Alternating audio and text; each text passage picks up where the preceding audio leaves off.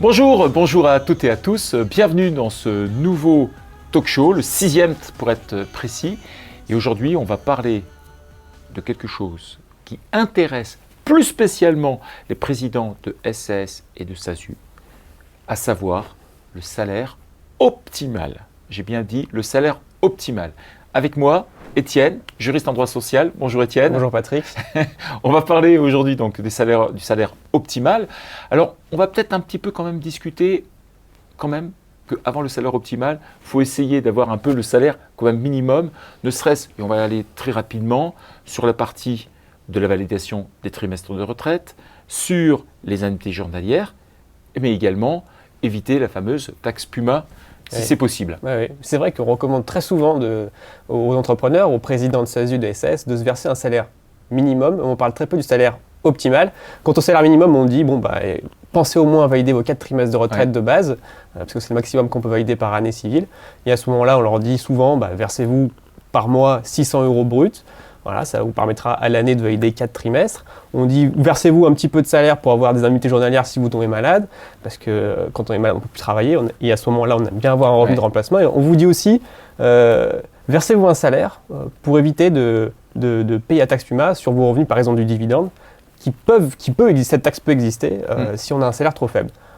Mais on parle très rarement, justement, du salaire optimal. Si un salaire minimum, il y a forcément un salaire optimal quelque part, qui se cache quelque part. Donc peut-être que c'est l'objet de ce talk show. Donc, Je suis tout à fait d'accord avec toi. Alors quand on parle de salaire optimal, bien évidemment, cette vidéo elle va plus s'adresser plus spécifiquement aux gens qui ne sont plus dans une période d'ARE, l'aide au retour à l'emploi, puisque très fréquemment les personnes ont tendance à ne pas se verser de rémunération pendant leur ARE.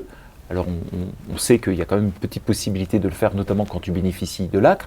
Mais concrètement, cette vidéo elle est plus spécifiquement dédiée aux présidents de SASU et de SAS qui ont terminé l'ARE, qui ont terminé l'ACRE et qui se disent « et au fait, combien je dois me donner ?» Et puis, bien évidemment, leurs affaires vont bien, c'est-à-dire qu'ils ne sont pas dans une situation catastrophique. Voilà, ils ont les moyens de se rémunérer. Voilà. Et donc, ils vont se poser la question. Comment ? Quel arbitrage entre les différentes formes de rémunération ? Parce que c'est vrai que, contrairement aux salariés, les présidents de SASU et de SAS, et tout indépendant en règle générale, a plusieurs moyens de se rémunérer. Il n'y a pas que le bulletin de salaire comme possibilité. Et donc, comment j'arbitre tout ça en fonction des moyens de ma SASU et des coûts de ces différentes formes de rémunération possibles. Et le salaire en fait partie. Tout à fait. Alors, je rappelle que le salaire et les charges sociales sont une charge pour la société, bien évidemment pour les SAS à l'impôt sur les sociétés ou les SASU à l'IS, et que dans ce cadre-là, chaque augmentation de salaire et chaque nouvelle charge sociale va diminuer le montant de l'impôt sur les sociétés. On en parle d'ailleurs soit dans des webinars, soit dans des talk shows. Je pense que c'est un point qui est quand même important. Bon, on y va ?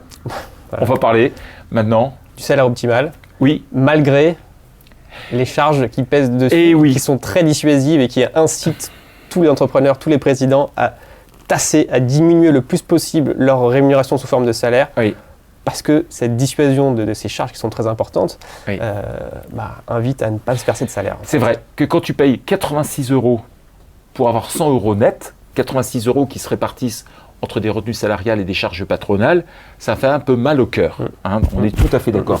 Mais ce que la plupart des personnes ont oublié, sans doute, c'est que ce n'est pas des cotisations qui sont versées par la fenêtre.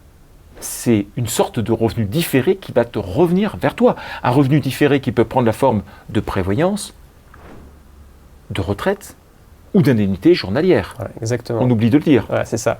C'est vrai que, donc, comme je l'ai dit, pour 100 € net, il faut rajouter 86 € en plus. Donc ça veut dire quoi ? Ça veut dire que c'est schématique, mais il faut rajouter 85% environ de la somme nette qu'on va obtenir quand on est président si on se verse une rémunération sous forme de salaire.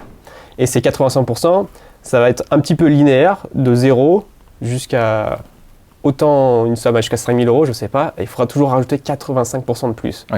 En revanche, ce qui est moins connu, c'est que les droits, comme tu as parlé en retour, qui sont en contrepartie des charges sociales. Sur les charges sociales, il y a deux choses. Il y a des charges qui auront plus la forme d'un impôt, c'est-à-dire que je ne récupérerai rien derrière. Et il y a d'autres choses qui seront complètement au contraire, qui peuvent être considérées comme tu as dit un salaire différé où on pourrait voir les choses comme une tirelire.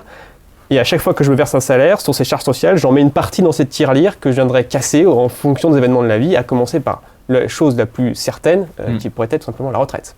Donc, ce que tu es en train de dire, c'est que globalement, il y a un certain montant de nos cotisations vont effectivement nous être bénéfiques parce que ça va me créer un revenu différé.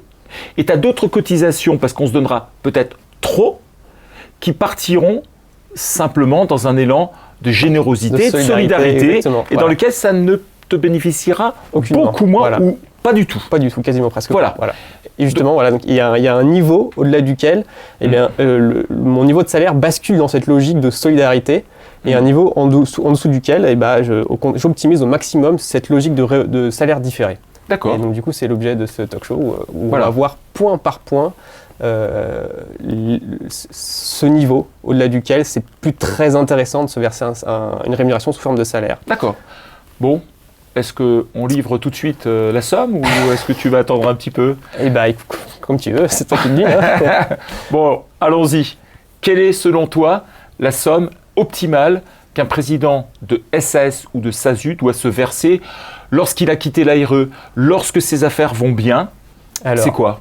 Je dirais que ça serait une tranche qui se situerait entre 2800 et 3400 euros environ. Brut? Brut, très important, oui, brut. Au-delà, franchement, c'est plus très intéressant de se verser, d'augmenter sa rémunération sous forme de salaire. Et il faut peut-être plus penser à d'autres formes, notamment les dividendes que tout le monde connaît. Ou les autres astuces qu'on avait données dans le talk show, ou éventuellement peut-être mettre en place des systèmes de surretraite ou de surprévoyance si on avait envie d'agrémenter d'autres revenus différés. Voilà, donc 2000 à 3400, pourquoi ? Classiquement, si je reprends les 4 grands types de salaires différés qu'on pourrait avoir, pour la retraite, il faut savoir que pour la retraite, ma retraite en tant que président sera calculée sur ma rémunération sous forme de salaire, pas sous forme de dividende, sous forme de salaire. Donc si j'ai pas de salaire, j'aurai une retraite ridicule. Et si j'ai un salaire ultra élevé, j'aurai une retraite qui ne sera pas ultra élevée.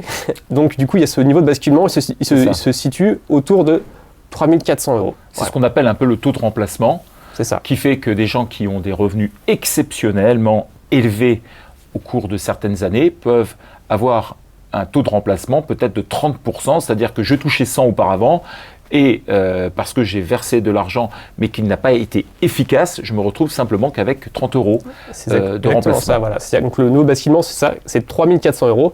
Au-delà, mes droits à la retraite que je pourrais obtenir quand je partirai à la retraite, en fait, n'augmentent plus. Oui. Donc de 0 à 3400, j'accumule des droits. Au-delà de 3400 euros bruts, j'accumule plus de droits. Oui. Mais je continue toujours payer 85% de charges. Ça ne change pas. Voilà. Ça. Au moins, donc ça, c'est la retraite de base.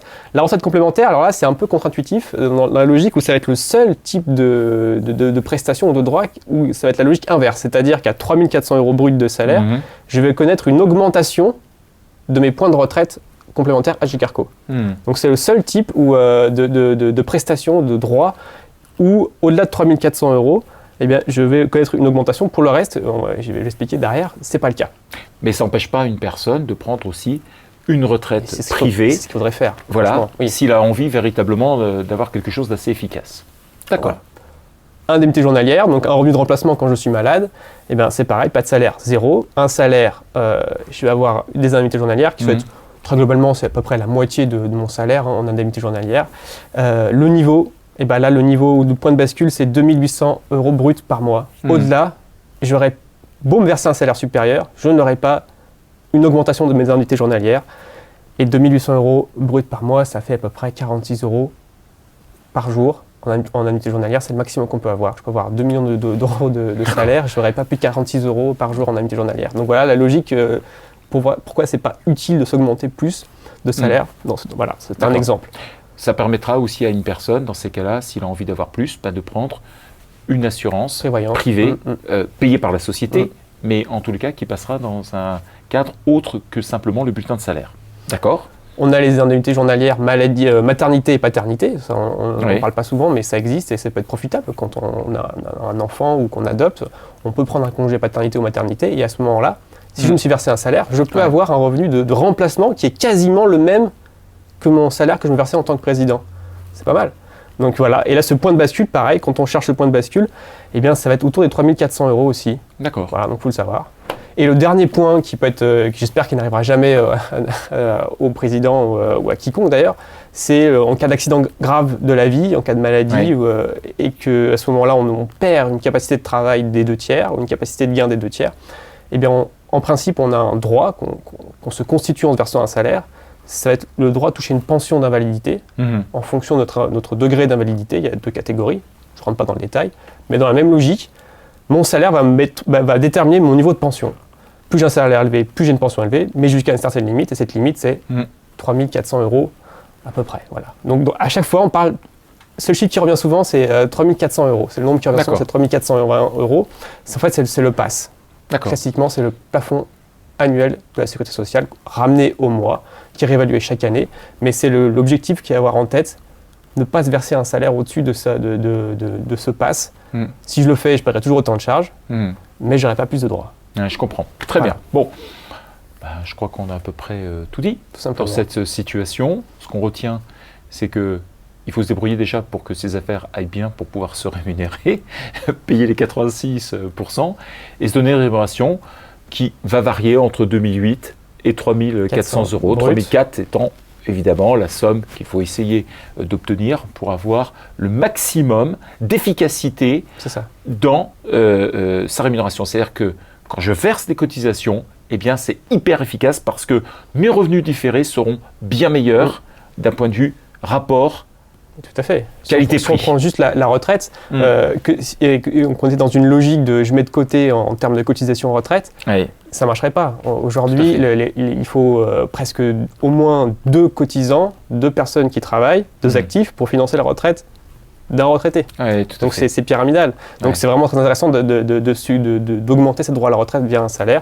C'est un exemple, mais exactement. C'est vrai que c'est de l'argent différé, voire même plus en fonction des circonstances des droits. Bon, bref. Ok Étienne, super. On peut peut-être préciser le montant, enfin on parle brut, ça en général c'est pas très explicite. 3400 € brut, il faut compter pour la société en coût global environ 4800, ce qui fait un salaire net à 2600-2700 € net, avant impôt sur le revenu. Avant impôt sur le revenu, bien évidemment. Ok, merci. Alors, on retrouvera un article qui détaille très exactement. Je crois que tu as fait tout un système avec des courbes qui montrent qu'à un certain moment, il y a des plafonds qui sont obtenus. Et on va donc inviter tout notre public à pouvoir regarder cet article. En tous les cas, un grand merci Étienne pour cette animation. Un grand merci à vous pour cette visualisation. Et ce que je vous dis, je vous dis à très bientôt dans un nouveau talk show. Au revoir. Bon.